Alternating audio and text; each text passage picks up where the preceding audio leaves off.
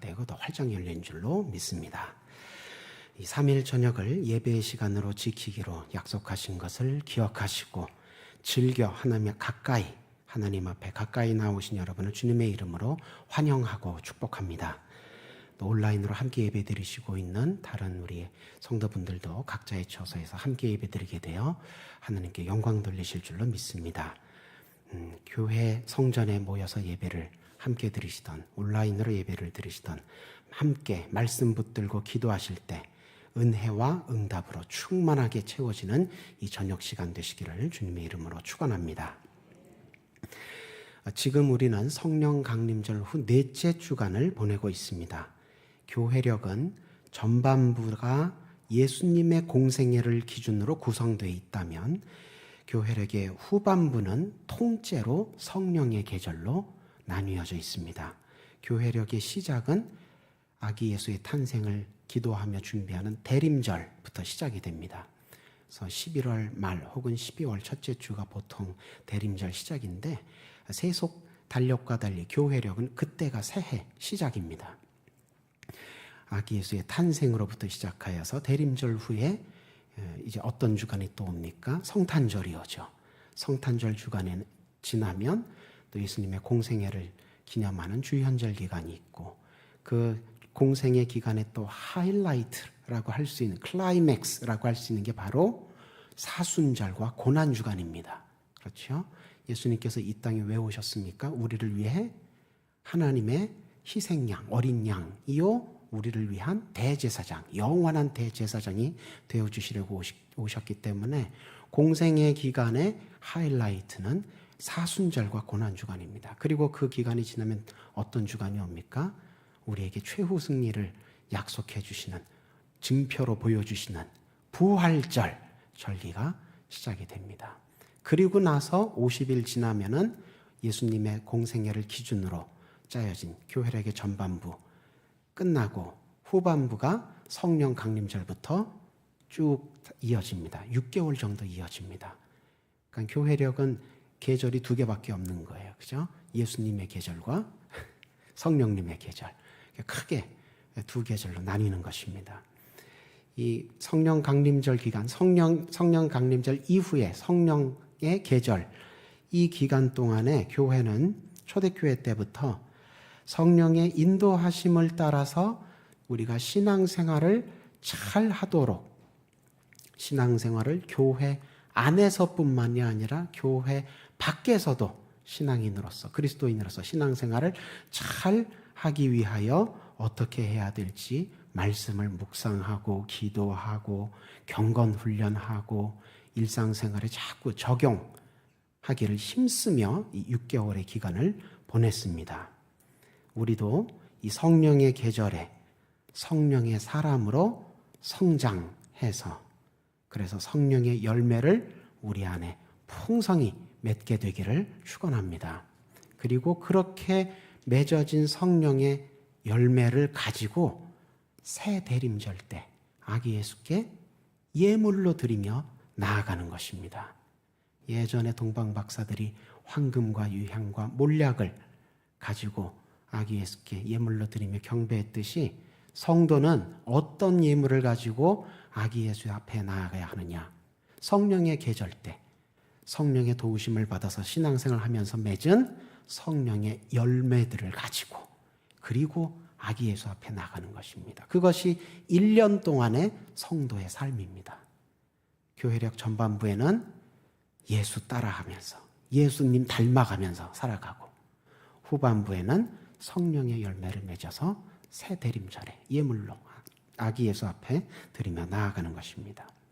성령의 인도하심을 따라 신앙생활을 해야 합니다. 이렇게 표현을 하면 많은 분들이 성령의 인도하심을 따라서 신앙생활을 하는 것은 약간 좀 신비주의적인 신앙생활을 하라는 건가 보다. 그렇게 오해를 많이 하십니다. 성령의 인도하심을 따라서 신앙생활을 한다고 하면 아침에 또 저녁에 우리가 말씀 묵상할 때 기도할 때 막 뭐가 음성이 막 들리고 뭐가 막 이렇게 보이고 환상이 보이고 이렇게 신앙생활을 해야 성령의 인도하심을 받는 건가 보다. 그렇게 많이들 오해하시는데 그렇지 않습니다. 그렇게 특별하고 기적적인 성령의 인도하심도 있습니다. 네, 있지요. 성령의 인도하심을 받아서 이 새벽에도 기도하실 때 보면 어떤 성도분들은 방언의 은사를 이렇게 활용을 해서 기도를 하시지요. 그 방언의 은사도 성령의 인도하심을 따라 기도하는 겁니다. 좋은 겁니다. 네.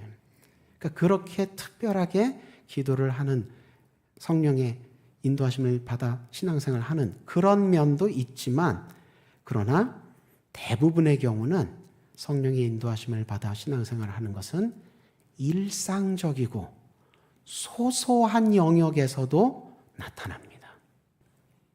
그래서 성령의 인도하심을 받은 신앙생활은 신비주의적이고 이런 것만 있는 게 아니라 지극히 현실적이고 우리 피부에 아주 직접적으로 와닿는 체험을 하는 겁니다. 예를 들어서 운전할 때 누가 이렇게 앞에 깜빡이도 잘 안 켜고 휙 끼어들면 어떻습니까? 저 XX 뭐 이렇게 막 감정이 나오지요. 저희 어머니가 저한테 항상 조심하라고, 블랙박스가 너를 녹화하고 있다고 그렇게 항상 저한테 일깨워 주시는데, 그렇게 우리가 불쑥불쑥 감정이 올라오고 불쑥불쑥 옛사람의 모습이 나올 때, 아유 내가 이러면 안 되지, 예수 믿는 사람인데 하나님의 자녀인데, 아유 쑥 끼어들어서 아이고 얼마 어찌나 사고가 안 나서 감사한지, 그렇게 화낼 만한 상황인데도 일상생활 가운데 아유 그래도 사랑은 오래 참는 거라니까 내가 한 번 참는다 뭐 이렇게 그렇게 한 번 참고, 이렇게 일상적이고 소소한 경험이 다 누구 때문입니까? 성령의 인도하심 때문입니다. 그 순간에 내가 혈기를 잠재우고 내 옛사람을 억누를 수 있는 게 내가 잘나서가 아니라 성령의 인도하심을 따라서 신앙생활을 할 때 그런 체험을 하게 된다는 것입니다. 그때 성령님이 나를 선한 방향으로, 아름다운 방향으로 인도하시는데 내가 잘 따라갔구나, 참 감사하다. 그런 체험들이 일상생활 가운데 자꾸 쌓여야 된다는 것입니다. 성령의 인도하심을 따르는 신앙생활, 성령의 도우심을 받아서 우리가 신앙생활할 때 어떨 때는 가끔 우리 덕성여대에서 축제할 때 막 하늘에 불꽃놀이 막 아주 화려하게 펑펑 쏠 때가 있죠. 성령께서 우리를 도우실 때 그렇게 도우실 때도 있습니다. 눈에 정말 확 띄게 정신이 번쩍 나게 도우실 때도 있지만, 또 어떻게 도우시느냐, 이 가마솥같이 펄펄 끓는 뜨거움으로 도우실 때도 있지만 온돌같이 뜨뜻미지근하지만 오래 도우시는 그런 방식으로도 성령님이 우리와 함께 하시며 도우시기도 한다는 것입니다. 그래서 성령의 인도하심을 따라하는 신앙생활은 그 방식이나 과정은 참 다양합니다. 참 다양한데 성령의 인도하심을 따랐을 때 얻게 되는 결과, 성령의 인도하심을 따랐을 때 우리가 보게 되는 효과, 이것은 동일합니다. 방식과 과정은 다양할지라도 결과와 효과는 동일합니다. 어떤 결과, 어떤 효과를 얻습니까? 성령의 인도하심을 따르면 하나님 나라를 맛보게 됩니다. 성령의 인도하심을 따르면 분명히 우리가 지금 몸으로 이 세상 가운데 살면서도 살고 있지만 하나님 나라를 맛보게 됩니다. 그래서 이 놀랍고 아름답고 영광스러운 하나님 나라를 나 혼자서만 체험하고 나 혼자서만 들어가야 되겠다 이렇게 생각을 안 하고, 그렇게 생각을 도저히 못하게 되고 내 사랑하는 사람, 가까운 사람부터 시작하여 다른 사람들도 같이 신앙생활을 하자고, 그래서 같이 예수 믿고 같이 하나님 나라 들어가자고 그렇게 전도하게 됩니다. 하나님 나라를 맛보게 되고 하나님 나라로 이끌어가게 됩니다. 저는 사는 게 지금 하나님 나라를 맛보는 건지 오히려 저는 지옥을 맛보는 것 같기도 하고 그럼 뭐예요? 지금 현재 내가 교회를 몸으로는 나오고 있지만, 눈으로 성경은 보고 있지만 성령의 인도하심을 따라가고 있지는 못하고 있는 거예요. 내 마음에 어떤 강팍함이나 내 귀에 어떤 미련함이 있어서 성령의 부르시는 음성을 내가 잘 못 듣고 내가 잘 못 따라가게 되는 겁니다. 그러니까 그럴 때는 어떨 때예요? 기도해야 될 때입니다. 내가 요즘 조금 이 말씀 앞에 둔감하다. 내가 요즘 조금 신앙생활이 무뎌졌다. 이렇게 생각이 되시거든 기도하시면 됩니다. 기도하시면 어떻게 됩니까?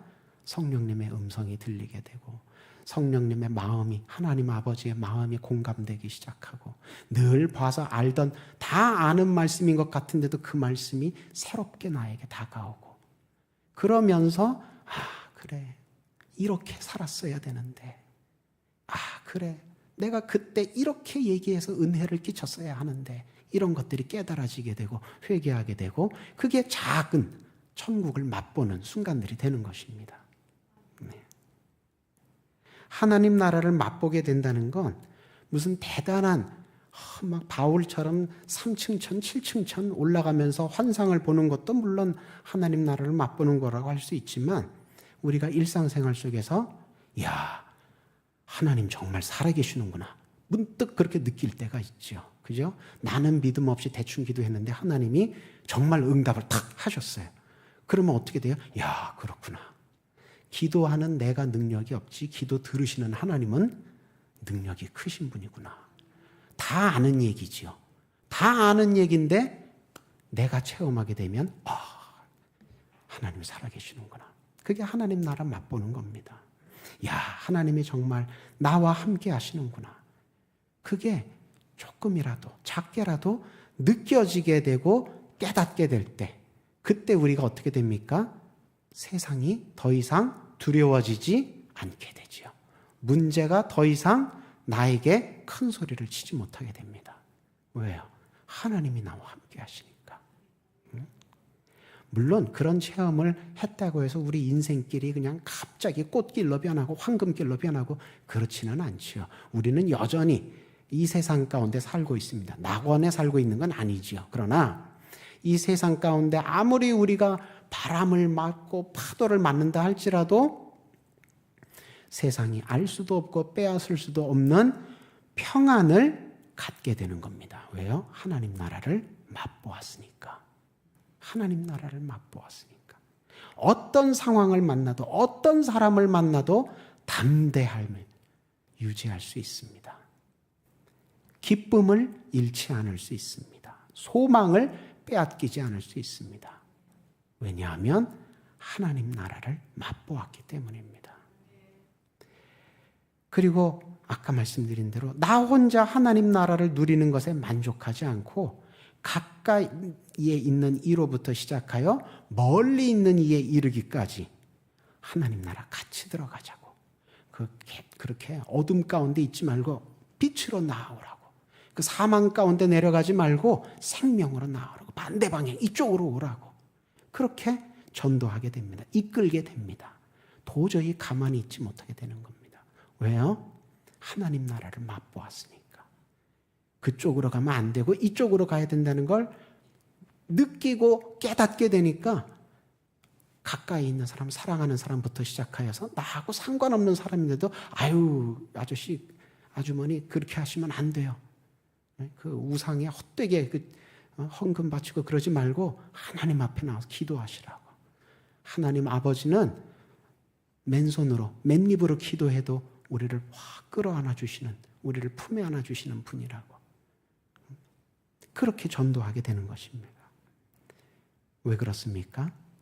하나님 나라를 맛보아서 그렇습니다. 성령의 인도하심을 따라갔더니 탕자를 기다리시던 아버지의 마음에 공감하게 된 겁니다. 같은 마음을 품게 된 겁니다.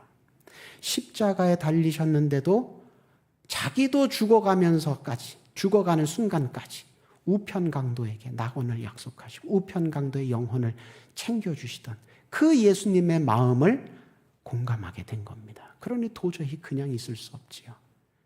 하나님 나라 복음을 전하지 않으면 입이 간질간질해서 견딜 수가 없지요. 그쪽 방향이 아니라 이쪽 방향인데 가만히 있을 수 없게 됩니다. 오늘 우리가 함께 읽은 에베소서 1장 17절에서 19절은 번역이 조금 어렵게 돼 있습니다. 그죠? 그래서 읽어보시면 이게 무슨 소리인가 약간 알쏭달쏭하긴 하지만 내용은 사실 의외로 간단합니다. 지혜와 계시의 영이신 성령의 인도하심을 따랐을 경우 지혜와 지식에 부족함이 없는 신앙생활을 하게 되는데 그게 얼마나 유익한지에 대해서 교훈하고 있는 내용입니다. 이 지혜의 영, 또 계시의 영이신 성령이란 말은 무슨 뜻이냐면 우리가 성령의 인도하심을 따를 때 지혜로워진다. 지식을 깨달음을 얻게 된다. 그런 뜻입니다.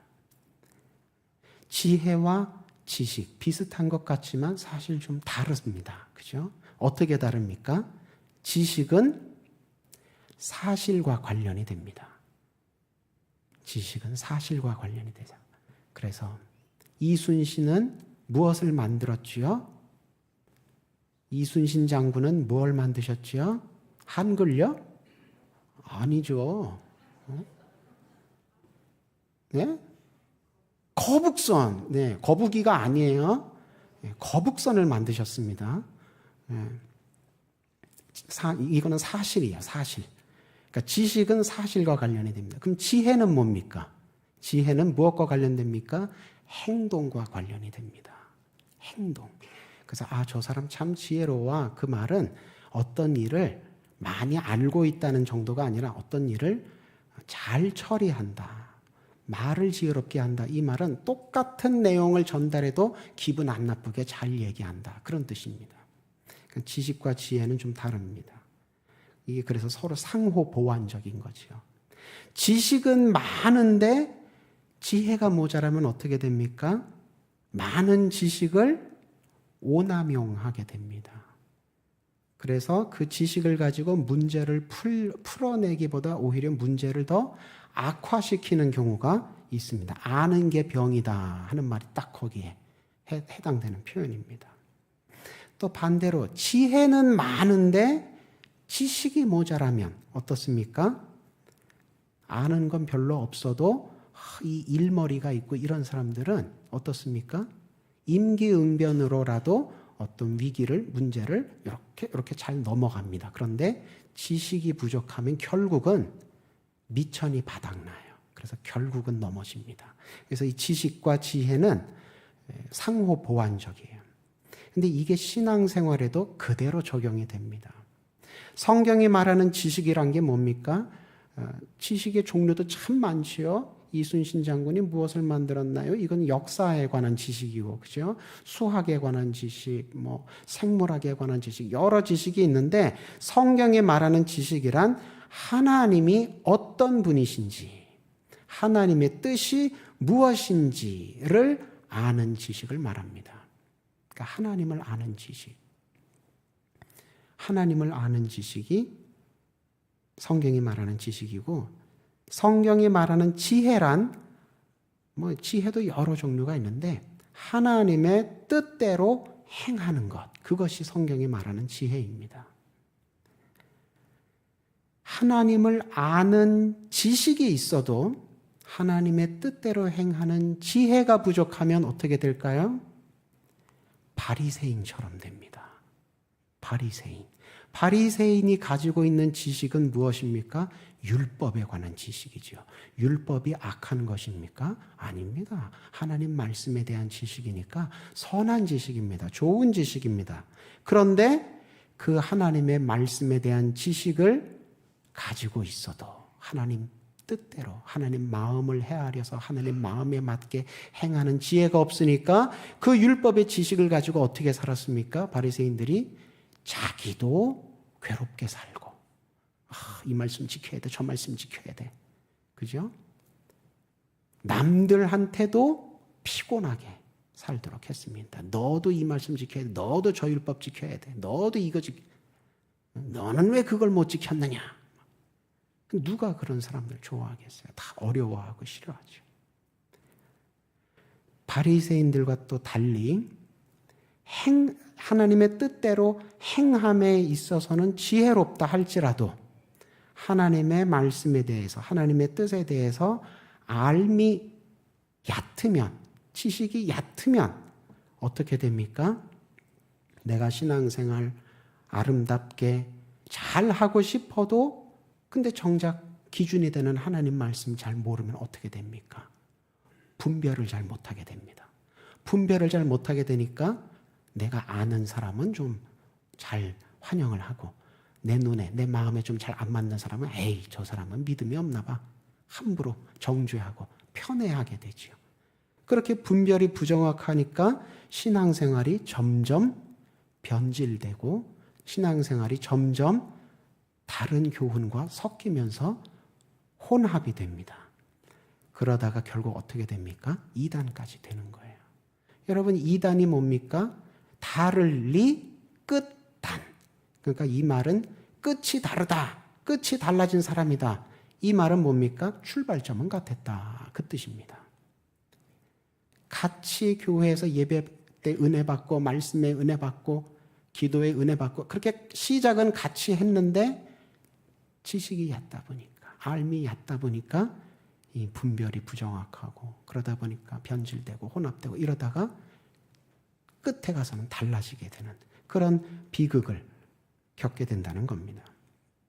이 지혜와 지식과 관련해서 바울이 이방 선교할 때 쟁점이 하나 있었습니다. 바울이 이방 지역에 가서 선교할 때 이방 사람들도 그렇고 그 지역에 먼저 살던 유대인들도 그렇고 바울에게 계속 질문하는 것이 그것이었습니다. 당신이 전하는 기독교의 신앙, 당신이 전하는 기독교식의 신앙 생활은 유대교의 신앙생활과 어떻게 다르다는 겁니까?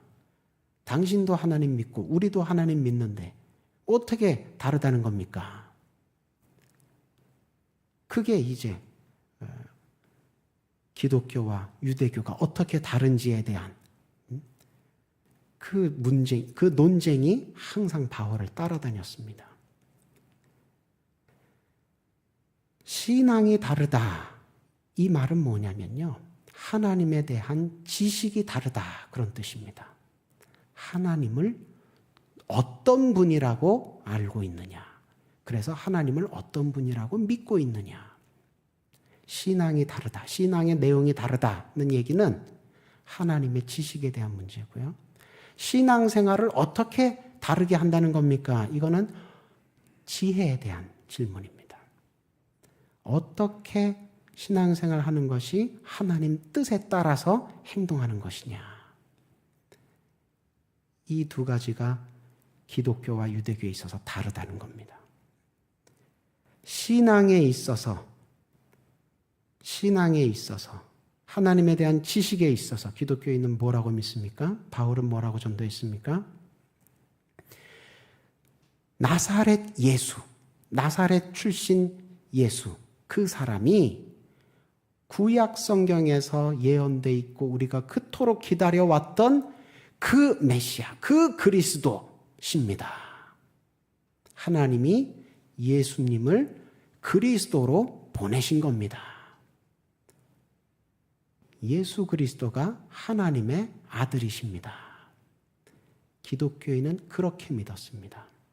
기독교인은 그렇게 예수님을 하나님의 아들로, 하나님은 예수 그리스도로 인한 예수 그리스도의 친아버지로, 성부와 성자 하나님으로 그렇게 믿었습니다. 그렇게 알았습니다. 그런데 유대교는 그렇게 믿지 않았지요. 예수 그리스도를 믿느냐 안 믿느냐가 그 분기점인데 이 분기점에서 지식에서 이렇게 달라지면 신앙생활도 성격이 달라지게 됩니다. 유대교는요, 예수님 하나님의 아들로, 하나님의 메시아로 인정하지 않습니다. 믿지 않습니다. 그 유대교는 그래서 어떤 신앙을 가지고 어떻게 신앙생활을 했냐 하면 지금도 그렇지만 하나님께서 아브라함을 선택하신 이래 아브라함의 후손들, 자기네 유대인들은 태어날 때부터 하나님의 선택을 받은 민족, 선민이라고 믿습니다. 하나님께 선택됐다는 뜻은 하나님께 구원받았다는 뜻이에요. 그러니까 하나님은 우리의 하나님이지 너희 이방인의 하나님이 아니라는 겁니다. 그래서 유대인들에게 있어서 신앙생활이란 뭐냐 하면 율법을 지키는 것인데 왜 율법을 지켜야 되느냐? 선민의 자격을, 구원받은 상태의 자격을 유지하기 위해서입니다. 선민의 자격을 유지하는 것이 선민으로서의 의무입니다. 그래서 선민의 자격, 구원받은 상태, 이것을 유지하기 위해서 율법은 마땅히 지켜야 한다고 주장하고 가르치는 것을 율법주의라고 부릅니다. 율법주의. 그래서 유대교에서는 유대인들을 향해서 율법주의 설교를 합니다. 율법주의적인 설교를. 하나님 말씀 오늘 뭐 읽었습니까? 신명기 읽었습니까? 레위기 읽었습니까? 그러면 읽은 대로 행하십시오. 율법을 배우고 행하십시오. 그래야 당신의 선민의 자격이, 하나님께 사랑받고 구원받은 그 자격이 유지되는 겁니다. 율법에서 벗어나면 선민의 자격에서 떨어져 나가니 반드시 속죄 제사를 드려야 합니다. 이런 가르침을 그대로 유대인이 아니라 일반인으로 바꾸면 이렇게 얘기하는 셈이 되는 겁니다. 일반인들, 자연인들은 하나님께 율법을 받은 게 없으므로 뭘 지켜야 됩니까? 양심을 지켜야 됩니다. 도덕을 지켜야 됩니다. 그렇게 마땅히 행해야 할 것을 행하며 살아야 합니다. 그게 인본주의자들이 하는, 계몽주의자들이 하는 도덕설교입니다. 도덕설교. 우리나라에도 이렇게 도덕설교 잘하는 종교가 있었습니다. 유교가 그랬지요. 부모에게 효도해야 합니다. 나라에 충성해야 합니다. 친구 간에 신의가 있어야 합니다. 다 좋은 얘기예요. 다 좋은 얘기인데, 옳은 얘기인데 뭐가 빠졌습니까? 예수 그리스도가 빠졌습니다. 예수 그리스도가 빠졌어요. 그게 율법 설교고 그게 도덕 설교입니다. 그런데 기독교는 그렇게 믿지 않지요. 하나님께서 우리를 대신에 희생양으로 삼으셨던 그 예수 그리스도를 통하여서 그 예수 그리스도 덕분에 우리가 하나님 앞에 은혜로 구원을 받았다. 값없이 구원을 받았다. 그렇게 믿습니다. 값없이 은혜로 구원을 받았으니 이 기독교인들은 어떻게 신앙생활을 하게 됩니까? 은혜로 값없이 구원을 베푸신 하나님 앞에 감사하는 것, 그게 우리가 하는 신앙생활입니다. 은혜를 받았으니 감사합니다. 이제 나는 내 것이 아니라, 내 인생은 내 것이 아니라 나는 죽을 수밖에 없는 죄인이었는데 주님 덕분에 살았으니까 이제는 나는 주님의 것입니다. 구원받은 결과로 하게 되는 것이 신앙생활입니다. 그게 기독교인들이 믿는 믿음의 내용, 그리고 하게 되는 신앙생활입니다. 그런데 구원받은 결과로 우리가 신앙생활을 하게 되는데 우리가 여전히 우리 힘만으로는 하나님의 자녀답게 거룩하게 살 수가 없지요. 그래서 누구의 도움을 꼭 받아야 됩니까? 성령님의 도움을 받아야 됩니다. 성령님의 도움을 받아서 성령님의 열매를 맺어가는 생활. 그게 기독교인의 신앙생활입니다. 내가 하나님 앞에 구원받았으니 이제 이 구원받은 자격을 유지하기 위해서 내가 모든 말씀, 성경 구절들을 다 지키면서 살리라. 이건 뭡니까? 이건 율법주의지요. 내가 지키려고 하잖아요. 내가. 그죠? 그런데 내가 이 1만 달란트와 같은 내가 도저히 갚을 수 없는 이 죄값을 예수님 덕분에 탕감받았으니 아이고 이제는 나는 내 것이 없습니다. 다 주님 것입니다. 그러니 성령님의 도우심 따라가며 살겠습니다. 이게 기독교인의 신앙생활입니다. 우리가 하나님께 사랑받았으니까 여러분들도 하나님께 사랑받았으니까 여러분들도 사랑하세요. 이건 율법주의입니다. 여러분, 우리가 은혜를 크게 받긴 했지만 우리는 스스로 사랑을 행할 수가, 은혜를 베풀 수가 없지요. 우리가 하나님 말씀을 따라서 순종한다고 해도 아이고, 받은 은혜 100분의 1이나 순종이 됩니까? 그죠? 우리가 순종하니까 하나님께서 구원 주시고 상급 주시는 거 아닙니다. 우리가 하는 순종은 정말 부끄럽습니다. 하나님께서 우리에게 은혜를 베푸시고 우리가 그 은혜로 말미암아 구원받고 그 은혜로 말미암아 은혜롭게 살게 되는 것뿐입니다. 성령의 열매가 맺어지는 장소가 나인 건 맞아요. 사랑의 열매, 희락의 열매, 여러 열매들, 성령의 열매들 맺는 건 맞는데, 맺는 장소가 나인 건 맞는데, 그런데 그 열매들을 내가 생산해내는 것, 내가 만들어내는 것은 아니라는 겁니다. 성령께서 그런 열매들이 맺어지도록 해주시는 거죠. 그래서 그 열매들의 제목도 나의 열매가 아니라 성령의 열매잖아요. 그러니까 성령님의 도우심을, 성령님의 인도하심을 받지 않고는 신앙생활 자체가 불가능합니다. 그게 기독교인의 신앙생활입니다. 그래서 신앙생활을 할 때는 제일 아주 최고 우선적으로 우리가 매달려서 기도해야 될 게 뭐냐면 성령님 함께하여 주옵소서.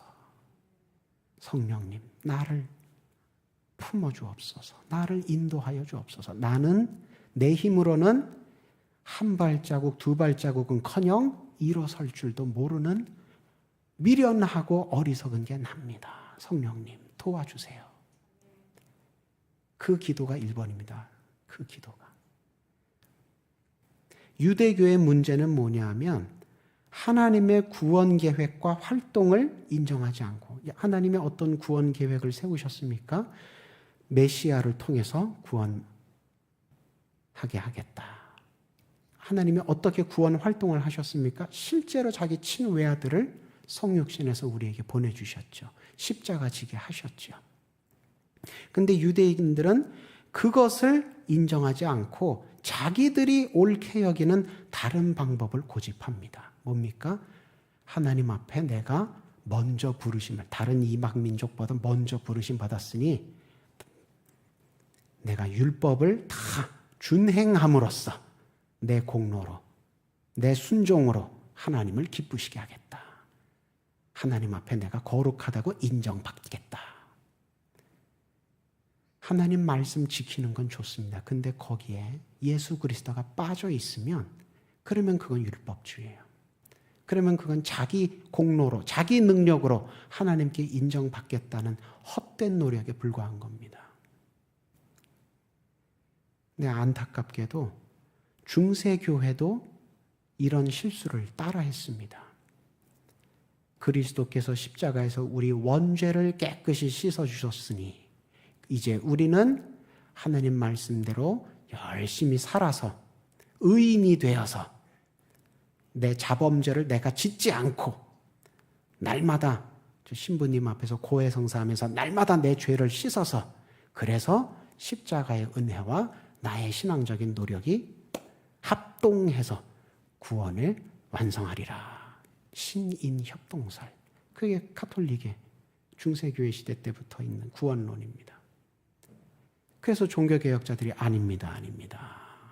우리의 순종이 무엇이건데 하나님 은혜에 협동을 합니까? 우리는 100분의 1도 안 됩니다. 오직 은혜로 구원받는 겁니다. 그렇게 종교개혁자들이 일어서서 바로잡은 거지요. 여러분, 우리가 어떻게 경건을 쌓고 어떻게 신앙생활을 해야 친외아들을 희생시키신 하나님 은혜에 협동할 수 있겠습니까? 안 됩니다. 그렇죠? 오직 하나님의 구원 계획과 구원의 활동, 예수 그리스도를 통한 은혜의 구원, 그 외에 다른 방법이 없는 것입니다. 그래서 하나님은 은혜의 하나님이시다. 이게 하나님에 대한 지식의 핵심입니다. 하나님 어떤 분이시냐? 너희 기독교인이 믿는 하나님은 어떤 분이시냐? 은혜의 하나님이십니다. 은혜의 아버지이십니다. 예수님은 우리를 지극히 사랑하셔서 우리 대신 주기까지 하신 사랑의 예수님이십니다. 이게 하나님에 대한 지식의 핵심입니다.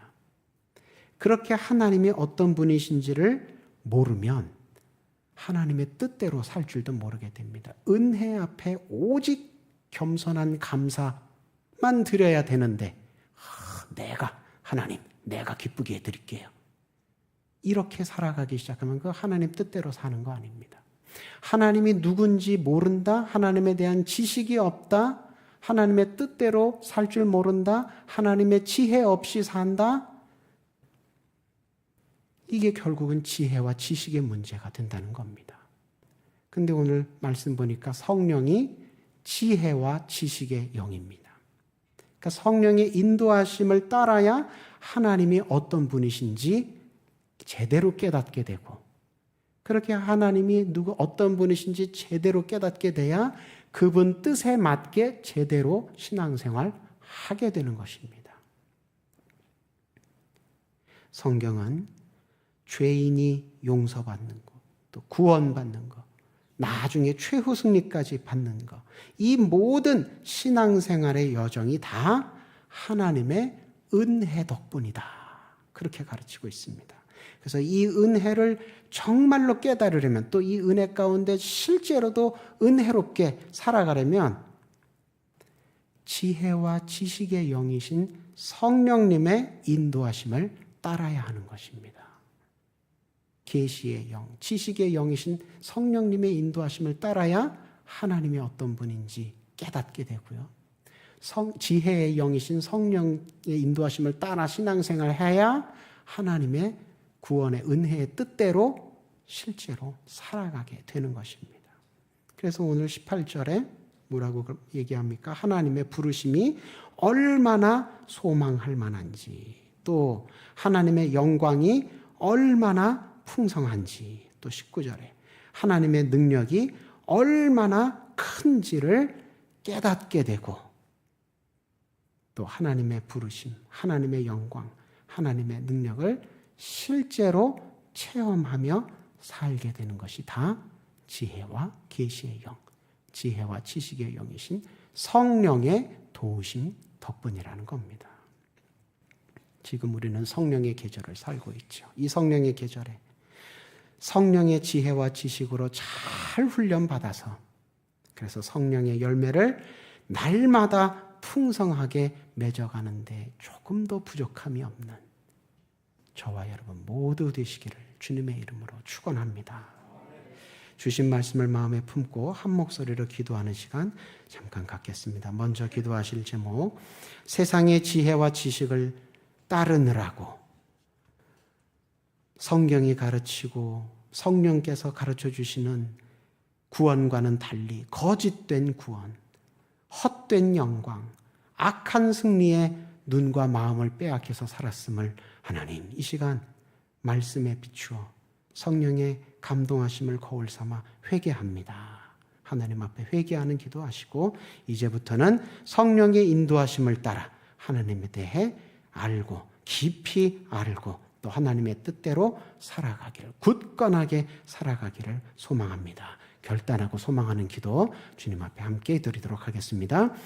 사랑과 은혜가 많으신 주님 말씀을 통하여서 지혜와 계시의 영이신 성령을 따라 우리가 신앙생활을 할 때에 세상이 속삭이고 유혹하는 바와 달리 하나님께서 우리에게 어떤 분이시고 하나님께서 우리가 어떻게 살기를 바라시는지, 하나님의 뜻이 어디 있는지 깨닫게 됨을 배우고 깨닫게 하시니 감사드립니다. 하나님, 우리의 연약하고 미련한 마음을 주님께서 긍휼히 여기시고 성령으로 우리를 끌어안아 주셔서 성령께서 우리의 발걸음을 친히 인도하여 주시고 우리의 마음 씀씀이가 성령님을 통하여서 하나님 닮아가게 하셔서 하나님이 은혜의 하나님이심을, 예수님이 사랑의 예수님이심을 분명히 깨닫고 마음판에 새기게 하여 주옵소서. 그래서 내가 헛된 영광을 구하지 않게 하여 주옵시고, 내가 거짓된 구원의 속삭임에 빠져서 내가 스스로의 능력과 노력으로 하나님을 기쁘시게 하겠노라, 내가 스스로의 능력과 노력으로 거룩함을 이루겠노라. 하나님, 그런 헛된 꿈을 꾸지 않고 헛된 생각을 하지 않으며 거짓된 구원의 길을 가지 않으며 온전히 주님께서 세워주신, 온전히 예수 그리스도께서 순종으로 세우신 십자가만을 나의 기준점으로 삼아서 살아가는 지혜로운 내가 되게 하여 주옵소서. 하나님, 내가 내 이름으로, 하나님의 이름이 아니라 내 이름으로 승리를 구하려 했습니까? 하나님, 그런 악한 승리의 욕심을 내가 내려놓게 하시고 오직 예수님만으로, 오직 성령님 품 안에서 하나님의 뜻만을 내가 그대로 준행하며 살아가는 겸손하고 감사가 넘치는 신앙생활을 하기를 원합니다. 성령의 인도하심을 따라서 하나님, 오늘 하루도 하루하루 살아갈 수 있도록 인도하여 주옵소서. 지혜와 지식의 영으로 우리를 늘 이끄시고 도우시는 주님, 말씀을 통해 우리가 무엇을 믿고 누구를 의지하며 어떻게 신앙생활을 해야 하는지 다시 한번 배우고 깨닫게 하시니 감사합니다. 말씀에 힘입어서 은혜로 값없이 하나님의 자녀가 됐으니 교만하게 나의 능력과 노력을 과신하지 말게 하여 주옵시고, 또 나태하여져서 받은 은혜를 잊어버리거나 잃어버리지 않게 하여 주옵시고, 오직 성령의 인도하심을 따라 거룩하게 살게 하셔서 세상의 소금과 빛으로 주님 기쁘시게 하는 나의 일생이 되게 하여 주옵소서.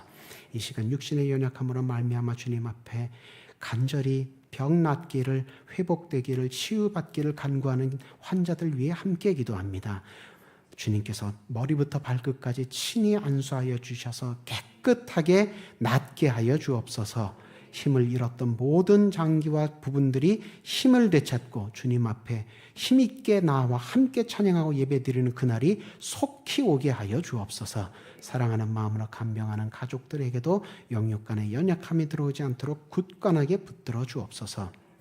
하나님께서 89년 동안 이 땅 가운데서 지켜주셨던 윤남 장로님, 주님께서 부르셔서 이제 유가족들이 주님 앞에 소망의 예배를 드리는 중에 있습니다. 그 모든 장례의 절차 가운데 하늘 소망으로 가득 채워주셔서 육신으로는 헤어져 슬플지라도 믿음으로는 영적인 승리를 바라보며 밝고 빛나는 천국을 바라보며 오늘 하루도 장례의 모든 일정도 담대하게 마쳐 나갈 수 있도록 하나님 붙들어 주시고 인도하여 주옵소서. 모든 장례의 과정이 순적하게 이루어지도록 도와주옵소서. 오늘부터 시작하여서 바울 전도대를 시작하여서 이제 여러 교회의 모임과 기관들이 방학을 맞게 됩니다. 하나님, 이 기간 동안 단순히 배우고 전하는 일에 쉬는 것이 아니라 우리의 믿음이 이 안식을 통하여서 더욱 힘있게 재충전되게 하셔서 개학될 때 더욱 하나님 보시기에 아름답고 귀한 종들로 세워져 나아갈 수 있도록 귀하고 복된 방학의 시간을 보낼 수 있게 하여 주옵소서. 여름에 교회학교 여러 부서에서 학생들을, 어린 영혼들을 위하여서 여름 성경학교와 여름 수련회가 준비되어 진행되기로 기도하며 준비 중에 있습니다. 하나님, 모든 부서와 준비되는 과정마다 함께하여 주시고 특별히 기도하며 부모님들을 대신하여서 교회에서 어린 양떼를 품에 안고 섬기고 세우고 양육하는 데 수고하고 애쓰는 교사들, 주님께서 한 사람 한 사람 기억하시고 붙들어 주셔서 귀하고 복된 주님의 도구로 잘 사용되게 하여 주옵시고 그 모든 여름 행사들을 통하여서 우리 다음 세대가 힘있게 하나님 앞에 무럭무럭 자라게 하여 주시옵소서. 나라와 민족에 큰 슬픔이 있었던 6월달이 이제 끝나가고 있습니다. 하나님, 이 땅 가운데 다시는 6.25와 같은 아픈 전쟁이 일어나지 않도록 이 나라와 민족 가운데 화해의 영으로 평화의 영으로 함께하여 주사 지켜주옵시고 복음으로 통일되는 복이 반드시 일어날 수 있도록 생길 수 있도록 하나님 기도하는 교회의 기도를 들으시고 응답하여 주옵소서. 기도에 여러 서원하는 제목이 있어서 물질과 함께 심습니다. 689번째, 377에서 78번째 기도하며 심사오니 이 물질이 쓰이는 곳마다 하나님 나라 귀하고 복되게 크고 왕성하게 세워지게 하여 주옵시고 간구하는 모든 마음의 서원의 제목들, 기도의 제목들마다 풍족하게 응답하여 주옵소서. 예수님 이름으로 기도드립니다. 아멘. 교회에서 전하는 소식은 주보와 홈페이지를 참조하셔서 한 주간 기도하시며 협력해 주시기를 바랍니다. 윤남 장로님 발인